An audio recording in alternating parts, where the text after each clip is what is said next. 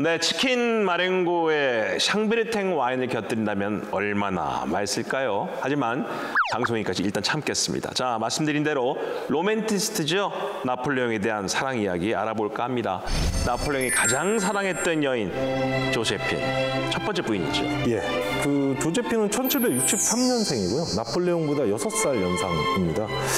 나폴레옹을 만날 당시에 과부였는데요. 이미 첫 남편과 결혼해서 2명의 아이를 낳고 1785년에 이혼을 한 상태였습니다. 미모가 대단히 뛰어났다고 전해지고 지금 당시 프랑스 사교계에서 상당한 스타였습니다. 당시 청년 장교였던 나폴레옹을 만나서 1796년 3월 9일에 결혼식을 올리게 되죠. 총각과 아이가 둘이 있는 과부의 만남이라 참 당시 사회 분위기여서도 대단히 놀라운 일이 아닐까 생각이 드는데 나폴레옹이 조세핀을 보고 첫눈에 반하지 않았으면 이렇게 했겠습니까? 예, 그 나폴레옹이 조제핀에게 보냈던 편지나 나폴레옹이 남긴 오록들로 좀 유추를 해보면 조제핀에 대한 감정은 정말 깊은 사랑이었던 것처럼 느껴집니다. 그런데 또 정황상 보면 당시 조제핀은 사교계에서 대단히 이름 있는 여성이었고 그 얘기는 정관계 인사들과 폭넓은 네트워크가 있는 여성이었다는 것이죠. 반면 당시의 나폴레옹은 젊은 시절에는 코르시카라는 이 시골에서 올라온 아무것도 없는 청년 장교. 맞아요. 시골 촌놈이었어요. 예, 그렇죠. 네. 그래서 당연히 나폴레옹 입장에서 생각해보면 조제핀이 가지고 있는 이 배경이 좀 필요하지도 않았을까 이런 생각이 들고요. 나폴레옹이 그렇다면 로맨티스트라고 불린 이유가 따로 있습니까? 네, 나폴레옹이 조제핀에게 평생에 걸쳐서 편지를 보내는데 그 편지의 수가 7만 3천여 통에 이른다고 합니다. 거의 매일 썼다는 얘기인데. 그렇죠. 편지를. 하루에도 여러 번. 하루에도 여러 번. 그 삶과 죽음을 막 넘나드는 이 전쟁의 현장에서도 계속해서 편지를 보내는데요.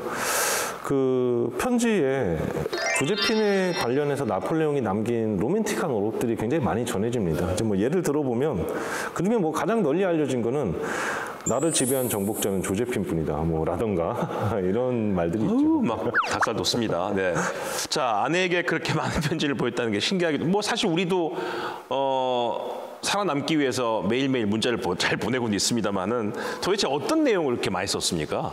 주로 이제 보고 싶다, 뭐 애정 고백, 그리움의 표현, 뭐 이런 얘기들이고요. 그다음에 조제핀이 외도를 하진 않을까, 이걸 걱정하는 내용도 종종 눈에 띄는데요. 저는 사실 나폴레옹이 조제핀을 사랑했던 것만큼 조제핀이 나폴레옹을 사랑했을까? 이건 좀 의문입니다.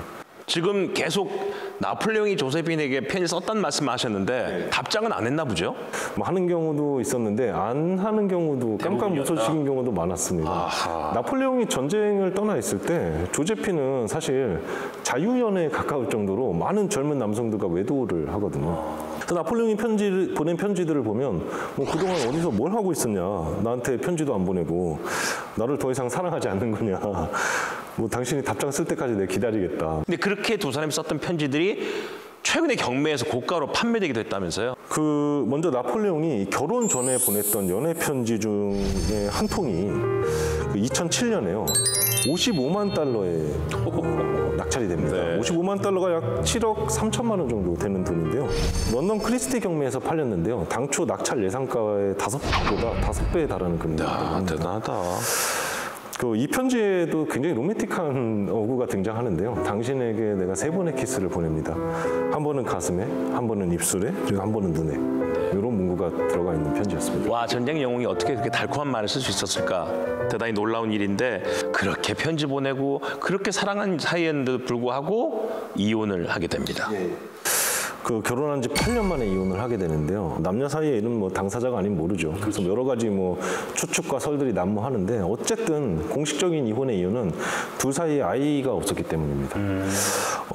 나폴레옹이 이제 황제 자리에 오르잖아요. 황제의 자리에 오르고 나서는 2세가 중요할 수밖에 없는 거죠. 그렇죠. 예. 나폴레옹은 황제 자리를 물려줄 자기 혈손을 간절하게 원했고 뭐 당연한 일이었겠죠.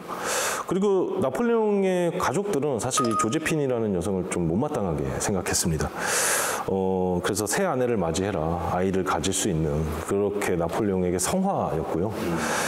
그래서 오랜 고심 끝에 나라를 위하여라는 명분으로 조제핀과의 이혼을 결심하게 됩니다. 근데 이혼 후에도 나폴레옹이 감정이 식었던 것은 아닙니다. 죽을 때까지 서신을 교환하고요. 조제핀의 안위를 걱정합니다.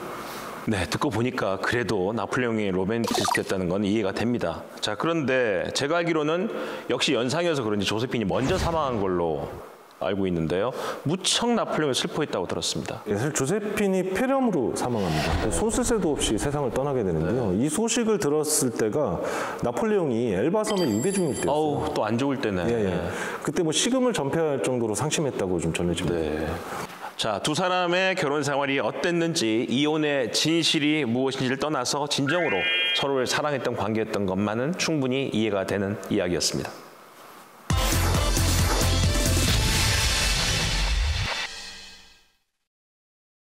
네, 계속해서 이번에는 나폴레옹에 대한 오해와 진실에 대해서 이야기해 보도록 하겠습니다.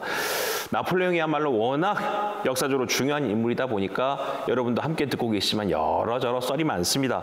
그중에서 대표적인 썰에 대해서 이번에는요, 팩트 체크를 한번 해보도록 하겠습니다. 교수님, 가장 먼저 체크할 오해가 뭡니까? 예, 먼저 이 그림부터 좀 보시죠.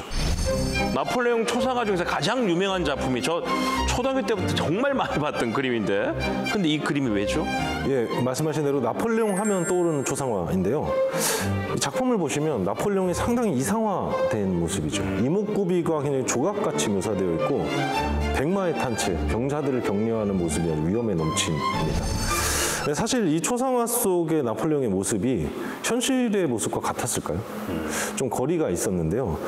이 작품의 배경이 알프스인데요. 사실 알프스는 굉장히 말로는 넘기 힘든 지역이었고, 그래서 말에 비해서 지구력이 강한 노새를 이용해서 알프스를 넘었는데요. 나폴레옹은 실제로는 자기 안전을 위해서 병사들이 먼저 길을 지나가고 그 뒤에 병사들이 지나간 길을 지리에 밝은 현지의 농부가 이끄는 노새를 타고 넘었다고 전해지죠. 사실 그래서 실제 모습은 아마 이 그림에 가까웠을 겁니다. 완전 다르네. 예. 네. 그 프랑스 화가였던 폴 들라로슈가 그렸던 알프스를 건너는 보나파르트라는 제목의 그림입니다. 이 그림을 주문한 사람은 영국 귀족 출신의 정치가였던 아서 조지인데요. 이 아서 조지는 들라로슈에게 나폴레옹의 모습을 가능한 좀 사실적으로 묘사해달라고 주문을 했고, 그래서 그림을 보시면 수북히 쌓인 눈길을 헤치는 노새의 발걸음이 굉장히 무거운 것 같이 느껴지죠. 그리고 두꺼운 외투를 입고 있는데 그 사이로 막 파고드는 추위와 칼바람이 관람자들에게 생생하게 좀 전달됩니다. 그렇게 보입니다, 진짜. 예, 그 나폴레옹의 표정도 보시면 굉장히 어둡고 지쳐 보이지 않나요? 네. 이 그림하고 보니까 앞선 그림은 거의 완벽한 상상화다 이런 생각이 드는데, 자, 이제 마지막으로 체크해 볼 오해가 어떤 겁니까? 마지막으로 좀 나눠볼 얘기는 여전히 논란이 끊이지 않고 있는 나폴레옹의 사망 원인에 관련된 얘기입니다. 그렇습니다. 솔직히 공식적인 사망 원인이 뭔가요? 나폴레옹이 사망한 것이 1821년 5월 5일, 그의 나이 52세였을 때인데요. 사망 장소는 세인트 헬레나 섬이었고요. 지금까지 알려진 공식 원인은 위암이었습니다. 위암. 근데 최근에 독살되었다라는 견해가 제기되고 있어서 뭐 논란이 끊이지 않고 있습니다. 뭐 히틀러도 그렇고요. 정치가의 죽음에는 항상 음모론이 동반되기 마련입니다. 근데 위암이란 건 부검을 통해서 확실히 검증된 이야기인가요? 예, 당시 시신을 부검했던 영국 군의관들이 내렸던 사인이 위암이었습니다. 네. 이 그림을 보시면 위암 때문에 사망했다는 견해에 힘을 실어주는데요. 그림을 한번 같이 보실까요? 아, 네. 그럼 저 두 그림이 다 나폴레옹이 죽기 직전 그림 맞습니까? 예, 맞습니다.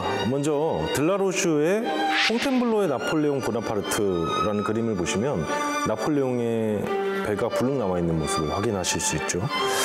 그런데 임종 직전의 모습을 그린 베른의 임종을 맞는 나폴레옹이라는 그림을 보시면 앙상하게 말라 있습니다. 그래서 일반적으로 위암이 체중 감소, 그리고 식욕 부진, 그리고 지방이나 근육의 쇠퇴 이런 증상들을 동반한다고 알려져 있는데요. 그래서 이 그림을 토대로 몇몇 전문가들이 나폴레옹은 위암으로 사망한 것이 확실하다, 뭐 이렇게 주장을 하고 있습니다. 네. 그런데 어쩌다 독살설까지 나오게 된 겁니까? 1840년에 나폴레옹의 시신을 프랑스로 이장해 오게 되는데요. 그때 나폴레옹의 머리카락에서 비소 성분이 검출됩니다. 네. 그래서 독살설이 막 부각되기 시작했고요. 그 뒤로 논쟁이 뭐 사실 끊이지 않았습니다. 최근에 2001년에는 프랑스의 범죄학 전문가가 나폴레옹의 머리에 함유된 이 비소의 양이 현대인의 머리에 함유된 것보다 40배나 많다. 그렇기 때문에 이건 독살된 것이다 라는 주장을 제기를 했습니다. 근데 이런 의학적 근거가요, 나폴레옹이 다시 프랑스를 통치하는 것을 두려워했던 이 세력이 나폴레옹을 독살했다, 이런 추측과 연결되고 있죠, 오늘날에. 그래서 더 사람들이 믿을 수 있는 사건이 되고 있다. 그렇죠. 현대 과학으로 밝혀낸 사실이라면 꽤 근거도 있을 것 같은 생각도 드네요. 사실 연구진이 사용했던 나폴레옹의 머리카락 샘플은요, 그 1770년에 채취했던 머리카락이 있고요. 그다음에 1814년 엘바 섬의 유배 당시, 그리고 세인트 헬레나 섬에서 죽은 날과 그 다음 날 채취한 것입니다. 연구진은 또 나폴레옹뿐만 아니라요, 나폴레옹의 아들과 그 첫 번째 부인이었던 조제핀의 머리카락도 함께 분석을 했는데요. 그리고 현대인들의 머리카락도 비교 분석을 시도했습니다. 근데 이 머리카락에 함유된 비소의 양이 현대인보다 굉장히 많다는 점을 확인하죠. 조선시대 왕들도 독살됐다는 그 얘기가 되게 많잖아요. 아마 나폴레옹도 평생 독살에 대해서 되게 공포를 느꼈다고 전해지고 있죠. 예, 그래서 나폴레옹이 실제로 주위 측근들한테요, 자기가 죽게 되면은 반드시 사인을 밝혀달라는 당부를 평소에도 좀 했다고 전하는데요. 그런 걸 보면 언제나 그 독살에 대한 위험에서 자유롭지 못했다, 좀 이런 생각도 들고요.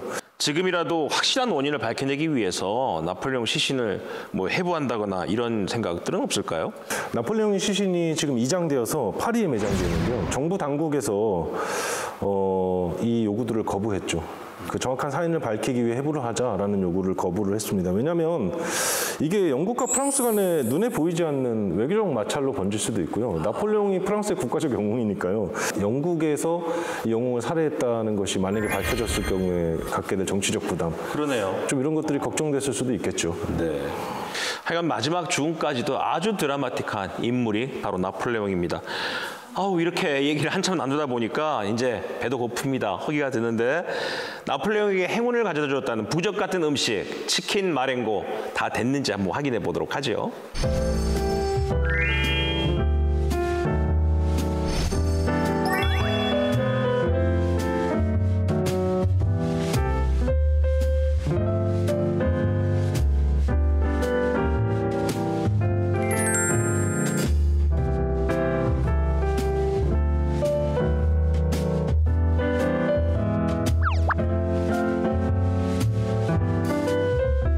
치킨 마렌고가 사실은 전장에서 먹던 음식이라고 하는데 우리 꼭 먹는 닭볶음탕하고 맛이 비슷하네요. 그렇죠? 예, 전장에서 급하게 만들어서 먹었다기에는 좀 호사스러운 음식 같기도 하고요. 그 가재가 가지고 있는 시원한 맛이 그 닭볶음탕에 우리가 느끼는 약간은 무거운 맛을 잘 배합해서 맛있게 만들어준 게 아닌가 싶은 생각도 듭니다. 아니, 이 프로그램 나오니까 저 역사 얘기도 하고 셰프님이 요리하신 음식도 시식할 수 있어서 너무 좋은데요. 사실 음식을 먹는다는 문화는 우리의 삶과 너무 직결되기 때문에 그 당시의 요리를 우리 다시 한번 먹어본다는 것도 그 당시 그런 문화와 그런 느낌을 공유한다는 거에 의미가 있지 않나 그런 생각이 듭니다.